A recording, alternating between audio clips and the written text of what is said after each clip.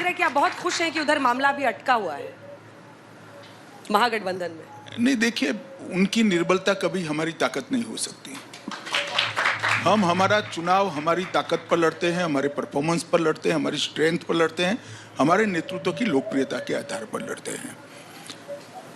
और मैं मानता हूं कि बिहार ने लालू जी के शासन को बहुत ढंग से देखा है और आज भी सब लोग समझते हैं कि लालू राज का वापिस आना मतलब भले सदी बदल गई हो, 21वीं सदी में जंगल राज में जाना होता है। बिहार बर्बाद हो जाएगा।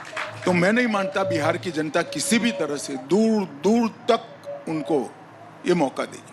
पर उनको मौका अगर जनता ने दे दिया, 786 वोट पीछे थे। मगर वोट तो मौका तो जनता ने देना है, हम कैसे दे सकते हैं? हम क्या चुनाव न लड़े? इस बार आपको क्या लग हम लड़ रहे हैं, वो लड़ रहे हैं, जनता हमें वोट दे रही है तो हम ही शासन करेंगे। सही बात है। हिंदी पट्टी का एकमात्र राज्य जहां पर बीजेपी का आज तक मुख्यमंत्री नहीं बना वो बिहार ही है।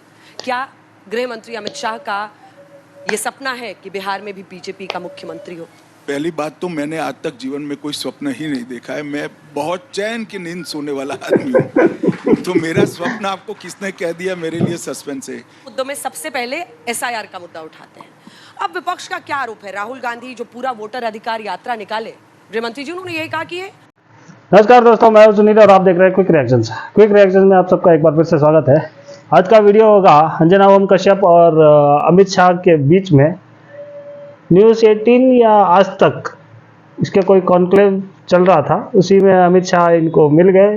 अमित शाह का भी इंटरव्यू चल रहा था और अमित शाह ने बांग्लादेशी और घुसपैठियों के बारे में कुछ ऐसा बात बोल दिया कड़क, देखते ही सुनते ही कुछ मज़ा आने लग गया इस बार। चलिए वीडियो देखते हैं। चैनल पर पहली बार आया तो सब्सक्राइब करके जाना। चलिए वीडियो देखते हैं और मज़े देखते हैं। वोट चोरी कर रही है बीजेपी और इलेक्शन कमीशन जो है वो बीजेपी के इशारे पर काम करता है। देखिए, इस तरह की बातें करना बहुत सरल है। ये देश में मैं आज तक के माध्यम से पूरे देश की जनता को कहना चाहता हूँ कि इस देश में एसआईआर पहली बार नहीं हो रहा है। इसकी शुरुआत 53 में हुई थी।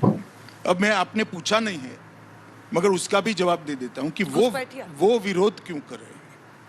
वो विरोध इसलिए कर रहे हैं कि 2003 के बाद इस देश में ढेर सारे विदेशी नागरिक फर्जी तरीके से देश की मतदाता सूची के अंदर अपना नाम ऐड कराने में सफल हुए हैं। मेरी देश की जनता को सीधा सवाल है, जो बांग्लादेश से यहाँ आए हैं, जो दूसरे देश से यहाँ हैं, जो हमारे देश के नागरिक नहीं है, उनको देश की चुनावी प्रक्रिया के अंदर हिस्सा लेना चाहिए क्या? हमारे संविधान ने तय किया है कि मतदाता वही बन सकता है जो इस देश का नागरिक होगा।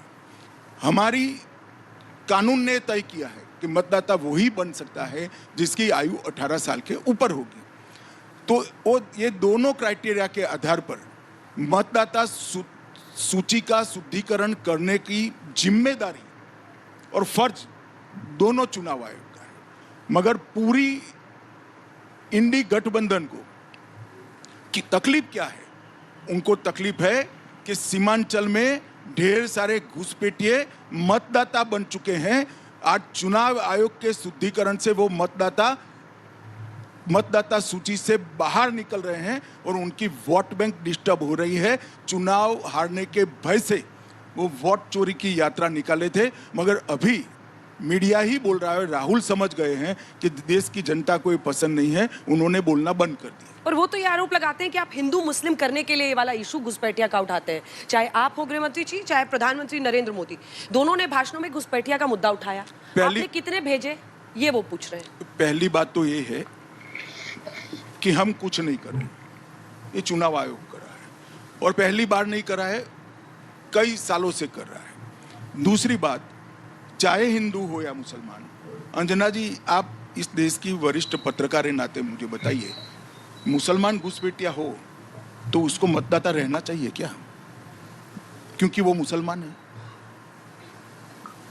इतनी छोटी सी बात है। राहुल जी इसका जवाब दे दे कि हाँ भाई, मेरी पार्टी का नीति है कि मुस्लिम है, घुसपैठिया है तो भी उसको वोट डालने दो।